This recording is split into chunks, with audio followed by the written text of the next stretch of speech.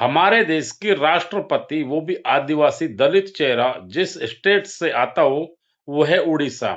और अभी पिछले कुछ दिनों पहले, 2-4 दिन पहले उड़ीसा से एक बहुत ही भयानक, मैं तो कहता हूँ इस सदी का सबसे भयानक एक वीडियो सामने आया। और वो वीडियो सामने ये आया कि जीतू मुंडा एक आदिवासी था, और जीतू मुंडा की बहन लगभग 26 जनवरी 2026 को एक्सपायर हुआ। और तब से लेके आज तक वो बैंक में, क्योंकि उसके उसकी बहन के बैंक अकाउंट में अराउंड में 20,000 रुपए थे। उन 20,000 रुपयों को निकालने के लिए वो बैंक में बार-बार चक्कर लगा रहा था, और चक्कर लगाने पर बैंक ने डिमांड किया कि उसका डेथ सर्टिफिकेट लेके आइए।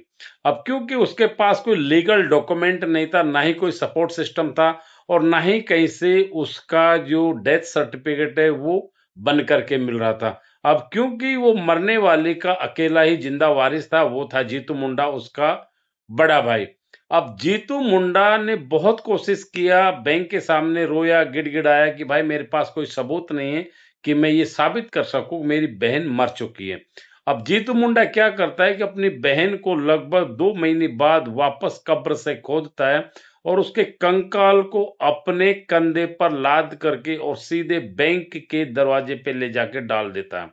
अब ये इतना विभत्स चेहरा जो हमने देखा, वो उस देश का देखा जो देश अपने आप को चौथी सबसे बड़ी अर्थव्यवस्था साबित करने के लिए तुली हुई है।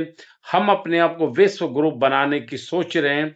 हमारी सिस्टम, हमारा जो सपोर्ट सिस्टम है, जो भारत देश का जो सपोर्ट सिस्टम है, आप इसे देख सकते हैं कि एक आदिवासी दलित चेहरे को सिर्फ ये साबित करने के लिए कि मेरी बहन मर चुकी है, उसको वापस कब्र से खोद करके और बैंक के दरवाजे तक लेके जाना पड़ता है।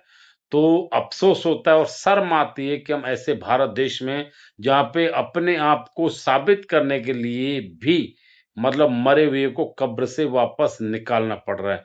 तो हम दलितों का इस देश में कब उत्थान होगा, कब हम लोगन का आगे, मतलब मैं कह सकता हूँ कि हमें जागरूकता मिलेगी, ये आज भी सोचने का विषय है।